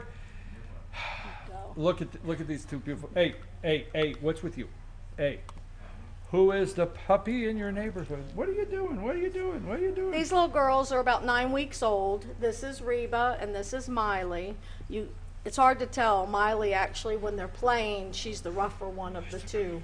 But alone, they are perfect angels. They are just so sweet. They love to be held. We anticipate them to be fairly small to medium sized. They're not going to be large dogs. Right now, they're right about 8 to 9 pounds. And I don't mean to interrupt you, but yes, folks, if I'm at home with the puppy, this is what happens. I mean, this is not rehearsed. This is live with the puppy. How you doing, puppy? Get smooches. Give me some smooches. They were surrendered to animal control, so we picked these guys up from animal control. Oh. And we've had them, like I said, they're 9 weeks old now. They are moving over to general population today, so they can be interacted with and played with. And you could go play with the puppies today. We have other puppies that are still available. We have Scout and Sadie and Rachel are still with us. Zebo got a home and Jack got a home. So the two of the little white puppies got homes. And let me think. What do you think? Now you got a nice little stripe there, white stripe. Yeah. Pretty big paws now. This one has pretty big paws. So this might end up being a big girl. And what are you looking at here? What do you think as far as? Well, we're thinking small to medium. We really don't think they're going to be big. But these are all breed. guesses. What breed are you thinking? We're still trying to figure that out. We were thinking. Favorite. That's your favorite. You know, maybe cur. What is that? Cur dog. I don't know. Cur dog mix. That's you. Hey, listen. Yes, you're sweet. This is my favorite breed. Yes, they're a mix of something. We just don't know what. But they are sweethearts. They are so sweet. So loving. They like being held. They love to play. They're okay in the car. Of course, it was their first trip, so they were a little nervous. Let me see. You got your little needle teeth. Let me see. Breath. Little needle teeth. Here's your paws. Yeah, I got needle Wave teeth your paws in the air. and needle nails. Okay, folks, the Humane Society of BlueRidge.org. And we want to tell you how much we appreciate them. And don't forget, you can go out there. Now, these are ready to be, they're up to where they're in general pop, and that means you could go and actually check out these puppies and play with them. And they go to general pop after they go through intake. After they have their 14 days in intake Right. to make sure everything is, they're well and they don't have any diseases. And we are actually moving them over today. Let me see your guts. These puppies would be fostered to adopt if you choose to come and get one. That means that you will take them home and you will foster them and start training them for yourself, but they will not be fully adopted until they are spayed. And that is usually around 5 to 6 months, depending on their size. If they're bigger dogs, 5 months is usually okay, but usually it's the end of 5 months to 6 months. And at that time, the adoption would be finalized. And when you adopt a pet from us, it is $200, be it a dog from us. It's $200, whether it's a puppy or an adult. It is a well dog. They have all their shots. They are spayed or neutered, and they are microchipped. So it is a great deal, and we do training. These two have learned, they're beginning to learn to sit, and we're still working on the potty training. That does take a little while. But the cats, I believe, are $100. So we have cats and kittens and puppies and big dogs looking for homes, and we could really have you, love to have you come out and look at these guys and the rest of them at 171 Mineral Springs Road, which is just off of Aska. And call us at 706-632-4357. Go to Facebook and like our Facebook account, or go to our website, which is humanesocietyofblueridge.org, and you can see all of our wonderful pets that we have there. And yes, before you come for the meet and greet, I will show up 20 minutes early and get them all worked up for you. Yeah, really. So I don't know what she said, but I'm going to have to go with it, because she has, I tell you what, the ability you have to just power through all that while I'm horsing around. Well, it's been a while. It's been. I just ignore you. I'm your host. We are closed Tuesdays and Sundays, so please don't come on Tuesday or Sunday. I'm your host, BKP, and this is Circuit World at Blue Ridge, right here, Blue Ridge, Georgia. Our pet of the week from the Humane Society of Georgia, and also Humane Society of Blue Ridge. Sorry, folks, Humane Society of Blue Ridge. Also, we want to let you know that you can always check out this Pet of the Week segment on our YouTube channel, FYN TV Fetch Your News, and there's a playlist that says Pet of the Week, and you can go on there and share this segment with all of your friends. And also go say, oh, yes, big kiss, give big kiss. Oh, the big kiss. And you can go out and get your own big kiss from this beautiful puppy today. Check out all their cats. Facebook page, Blue Ridge, Humane Society of Blue Ridge. .org. That's the website. Yeah. I was saying Facebook page. Oh, I'm sorry. I'm easily confused. See, I I'm was easily ignoring you. confused when I'm on pages. Facebook page, Humane Society of Blue Ridge. Website, humanesocietyofblueridge.org. And come out and check these. Thank you very much. Don't forget, they're always looking for volunteers. Yes. And they need help. Yes. All right, let's say bye. Wave. Bye-bye. Wave. Bye-bye. Until Monday, 8 a.m. We're out of here.